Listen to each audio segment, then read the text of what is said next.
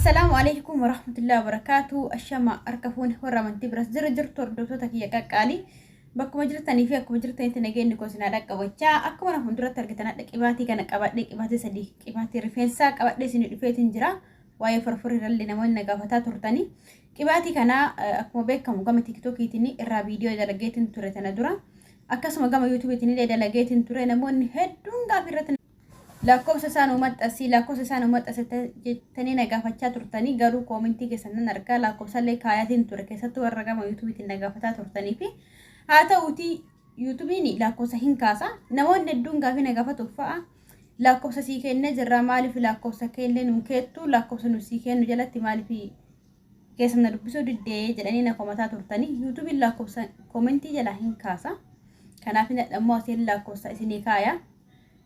bakka isin qibaatii kan argattanii akkamiin akka argachuu dandeettanii warroonni viidiyoo dura hin hordofin immoo qibaatiin kun hagamta akka rifeensa faayidaa qaba akkamiin itti fayyadamtanii yeroo kam fayyadamtan waan jedhu waruma garatti guutuu as keessa argattu akkasumas furmaata forforii yookiin dawaa forforii nuuf hojjedhu warroonni forforii qabda warroonni itti nagaafachaa turtanii hadha viidiyoo kana xumuraatti dhageeffadhaa waa lama qabadhee isin dhufeetiin jira jechuudha warroonni haaraa dhuftan immoo na dhufu baga nagaa dhuftanii akkasuma immoo laayikii tuquudhaanii namoota hedduu bira akka ga'u sheer namaatiif godhaadha laayikiin akkanaa bira ga'u taasisa maatii taasisan jechuun jaaladha hordoftoota kiyya qaqqaalii duraan dursee waa'ee qibaatii kanaarra qibaatii kana akkuma ture isin himu yaaletti hedduu tokko akkuma suura irratti argitan kana mataa hin margisiisa hin dheeressalleedha an ofii kiyyaatti fayyadamee jira of bichaaf fayyadamee garuu dura afaan guuttadhe hedduun nama hundumaa akka na fayyade kan isin fayyada jechuuniif irratti viidiyoo duratti irratti akkuma isin jedhe isaanii wanti nama tokko ta'u nama tokko dhabuu danda'a jedheen isin himeetiin ture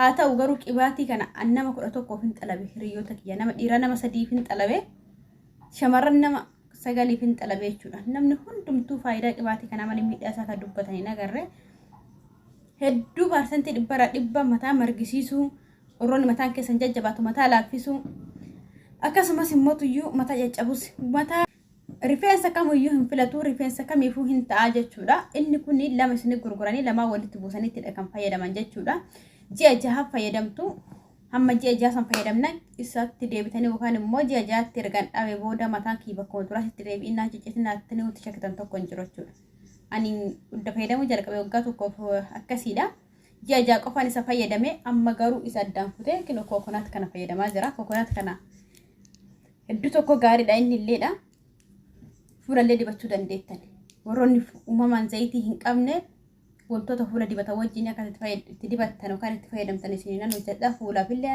hin fayyadamuu dandeessanii mataafillee fayyadamuu dandeettan kookonaati hedduu tokko mataafillee gaarii ta'edha hedduu isin fayyadaa jechuudha bifa kanaatiin yoo fayyadamtanii jechuudha kanaafuu lakkoofsa isaa isiniif hin kaaya lakkoofsa isaa sirraa fudhattanii ana ofii kiyyaan gurguru wanti isin beekuu qabdanii ana ofii kiyyaa kan gurguru miti bakka irraa bitattan yookiin immoo eessarraa akka argattan lakkoofsa onlaayinii irraa isiniin kaa achirraa xalabachuu dandeettanii gatiin isaallee baay'ee guddiidha keessattuu osoo danda'ame suuqidha suuraa isaa kan iskiriishoonti godhattanii isin yookaan nan maxxasatan filan irratti suuraa isaa kan iskiriishoonti godhadhaati maddaam isaa keessanitti warroonni suuqii deemuu hin dandeenyellee osoo maddaam keessanitti kennatanii hedduu tokko gaariidha jechuudha suuqidha osoo isiniin kennichi barbaadeeti kuwwin feekii ta'uu danda'a akkasuma immoo gatii isaallee namoonni hedduu warroonni amma hagam maxxasee isin jedhe onlaayinii irraa xalabattanii gatiin isaallee baay'ee ol kaa'aadhaan jechaa turtanii achirraa bitachuu dandeettanii fakkeenyaaf ani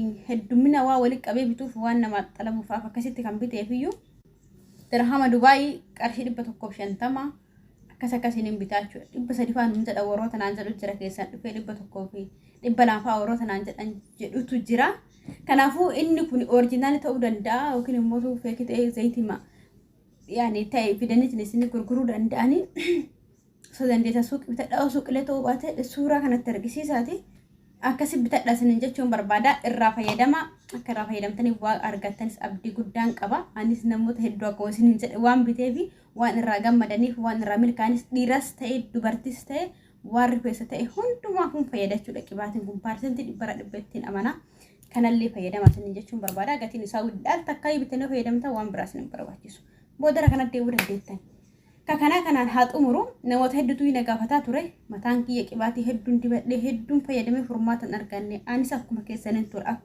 akkuma keessanii qibaata hedduu fayyadamaan ture garuu kanarratti furmaata argadhe isin jechuun barbaada. Inni biraa waa'ee forforiiti. Namoonni hedduu waa'ee forforii kanarra deddeebisanii na gaafataa turtanii forforii mana keessa inni yookaan immoo dawwaan alaa bitameetiin nuti fayyadamneetiin ittiin ofirraa balleessinu jiraatanii na gaafataa turtan. Obboleeyyan kee forforii karaa salphaadhaan ofirraa balleessuu dandeettanii parsantii bara dhibba waan itti amanu jechuudha. Inni tokkoffaan mataa baay'ee jedhu yookaan immoo zayitii uumamaa qabu kanneen kan forforiin isinitti dhufu karaa hedduuni walumaa galattuyyuu hinna fayyadama tokkoffaratti jechuudha. Waa lama isin hima. Inni tokkoffaan hinna karaa kamiin fayyadamtan? Hinnaan waan akkan inni uumamaan mataa goggoisu yookiin immoo tuyyuu mataa jajjabeessu waan ta'eef iyyuu warroonni mataan keessan gogu immoo tuyyuu zayitii wajjin fayyadamtan. Warroonni mataan keessan laafu immoo hinna qofa jalqaba bishaan danfistan bishaanii fi loomii goggogaa akkasuma immoo shaayii jara kanneen sadii walitti danfistan. Ergasii bishaan qorree booda hinna bishaan sun erga qorree booda hinna laaffistanii hinna san guyyaa tokko bulchitanii gaafa lammaffaa irratti allaa keessa keettanii yoo barbaadan badallee kaa'uu dandeessanii garuu guyyaa tokko osoo keessa bulee haadhamti sun itti ba'u gaariidha. Mataa keessa seensistanii dibattanii jechuudha. Marraa sadii dibannaa isin ga'a. Sirriitti isinirraa balleessa.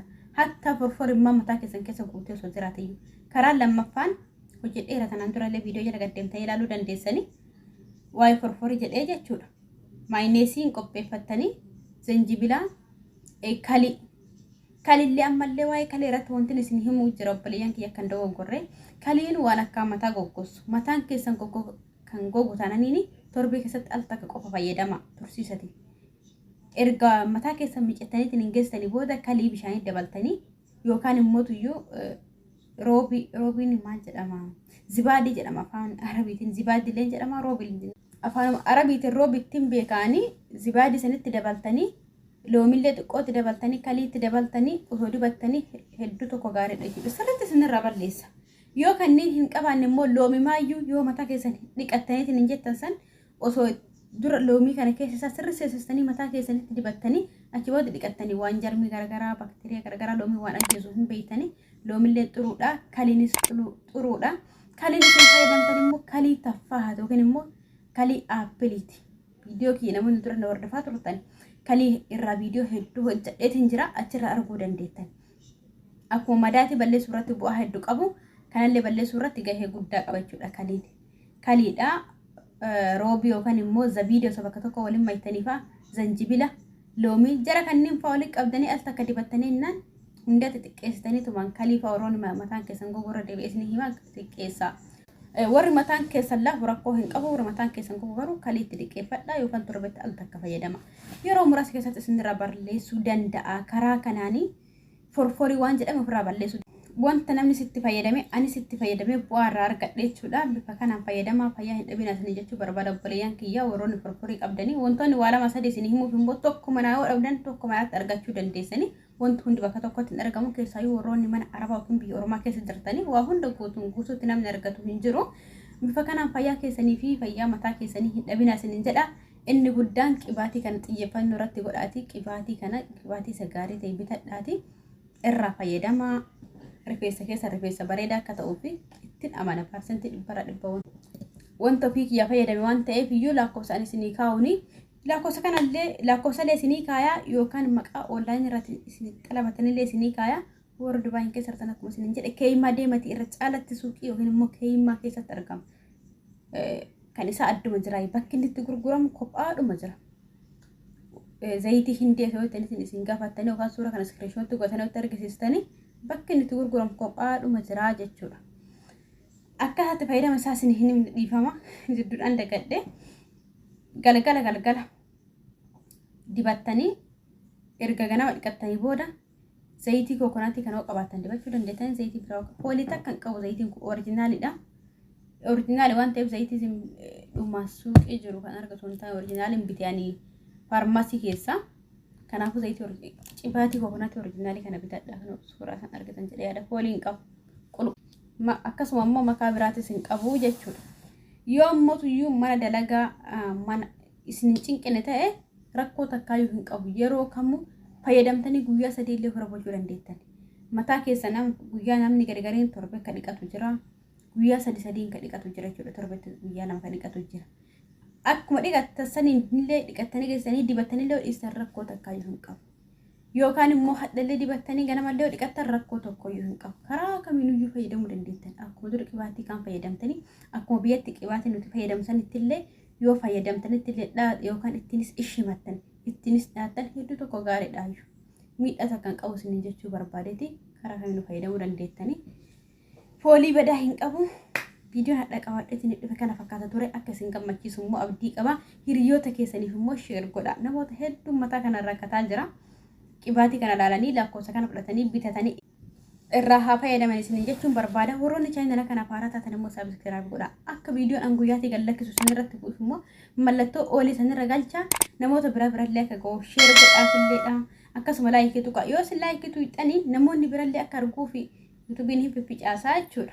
Anaafis immoo jajjabina xaalaa yookiin keessan koomentii irratti waan jajjabinaa gaafii qabdan akka barbaadan gaafachuu dandeessanii qanii mata duree tokko qabadheetiin dhufu mata duree san keessatti gaafii keessan hunda isinii deebisa isinin saladha isinin kabajaa turtii.